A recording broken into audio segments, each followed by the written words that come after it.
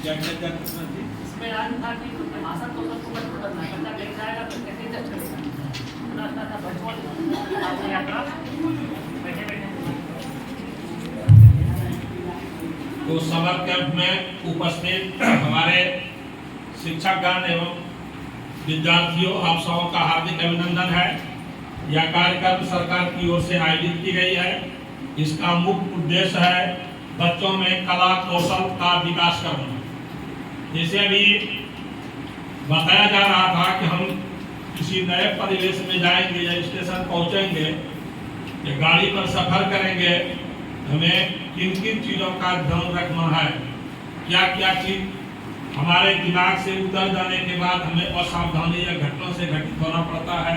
या राह में चलते हैं तो अभी सबसे बड़ी समस्या एक्सीडेंट का आ रहा है, देख रहे हैं ना, प्रतिदिन पेपर को उल्टाइए, हर समय व्यक्ति मर रहे हैं एक्सीडेंट में। और वहाँ लिखा रहता ऊपर में रफ्तार का कहर।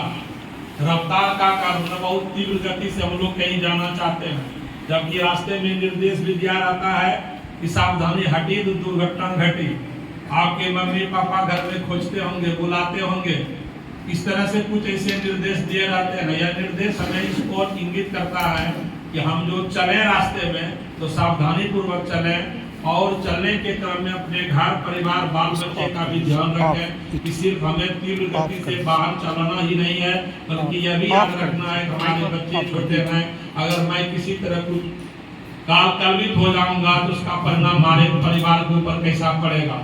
इन सब बातों को ध्यान में रखते हुए निर्देश दिया जाता है, कुछ दिशा सूचक बातें बताई जाती है और उसको देखने के बाद, उसको समझने के बाद मन में इस तरह का एक भाव आता है कि गाड़ी का रफ्तार ऐसा नहीं होना चाहिए।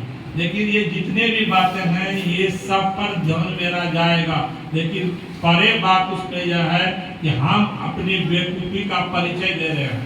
परिचय देने के अंतर्गत नई पीढ़ी के जो नौजवान खड़ा होते हैं, वे गाड़ी ड्राइव करना सीखते हैं, चलाने के लिए जब आते हैं तो उसके मन में ये कौतूहल होता है कि गाड़ी में कितनी गति दे के कितना उड़ेगा, उसके मन में यह भाव बना हुआ है। दूसरा, उसके नजदीक से कोई गुजरता जब है तो उसके मन में होता है अरे थोड़ा जोर लगाओ ना, ये बहुत भागी लोग जिसका पीछा पकड़ना। देखिए मन में लगा दिए। कभी मन में होता है कि वो बहुत बढ़िया कपड़ा पहनी जाए देखे तो कहीं कपड़ा छे।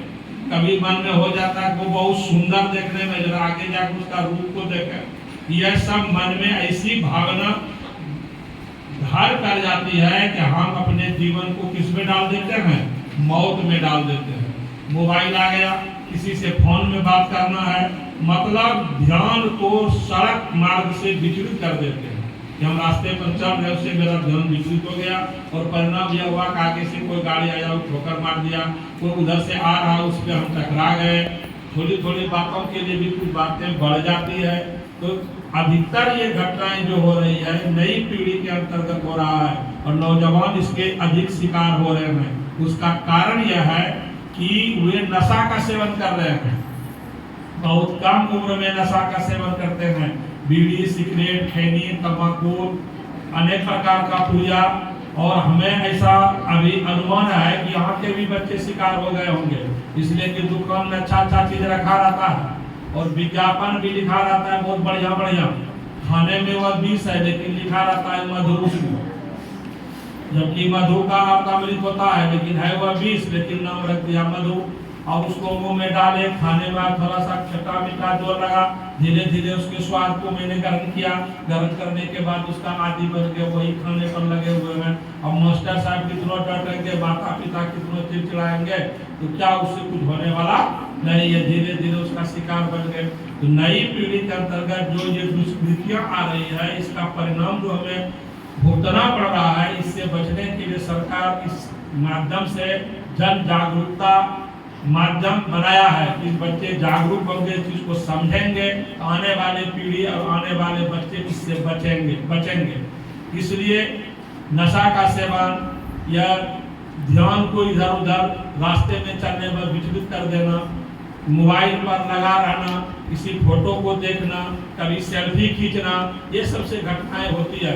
और लोग कितना फोटो खींचेगा उसका अर्थ नहीं होता है। एक बार फोटो खींच लिए, अगर सही दृष्टिकोण से अगर हमें पूछो तो फोटो जिस दिन तुम बढ़िया काम करेगा उसी दिन तुम्हारा फोटो हो सकता है, इसके पहले कोई फोटो नहीं। हम भी शादी ब्याह में बहुत शरीक होते जाते हैं, लेकिन कहीं हम फोटो नहीं खिंचाते हैं, किसी नजदीक हम खड़ा रहने के लिए नहीं चाहते हैं, देखते हैं कैमरा वाला रहा तो उधर चले जाएंगे।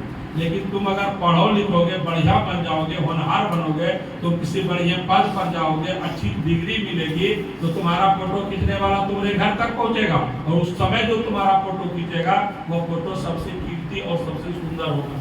उदाहरण के आलोक में किसी के पास में बहुत पैसा है, किसी के पास में बहुत पैसा है, लेकिन पहलवान जब कुश्ती करने के लिए अखेड़े पर खड़ा हुए और उन्होंने जो बाजी मारा, दूसरे पहलवान को जो पटकनी मारा, और पटकनी मारने के बाद जो हाथ उठाकर उन्हें इनाम के स्वरूप 1 रुपया भी देता है, उसके पास में जो करोड़ों रुपया रखा हुआ है उससे वह पैसा ज्यादा ताकतवर है और ज्यादा सम्मानित पैसा है, इसलिए वह तुम्हारी बहादुरी का पैसा हुआ। और वह पैसा जो था वह तुम्हारा धन था। धन और बहादुरी के द्वारा किया गया पुरस्कार जो है वो उसमें बहुत बड़ा अंतर है। इसलिए हम चाहते हैं बच्चे वैसा होनहार बने तो उसका जो है चरित्र का गुणगान स्वयं होना शुरू हो जाए, उसको कहना नहीं पड़े। अभी आरुणि का नाम लिया जाता है, शायद तुम लोग को मालूम होगा कि नहीं होगा, कोर्स में था, तुम लोग पढ़ा होगा कि नहीं पढ़ा होगा, क्लास 8 में ही आरुणि के चरित्र के बारे में बताया गया था। बहुत पहले क्लास में जब हम लिए बहुत बच्चे को हम पूछे इसके बारे में,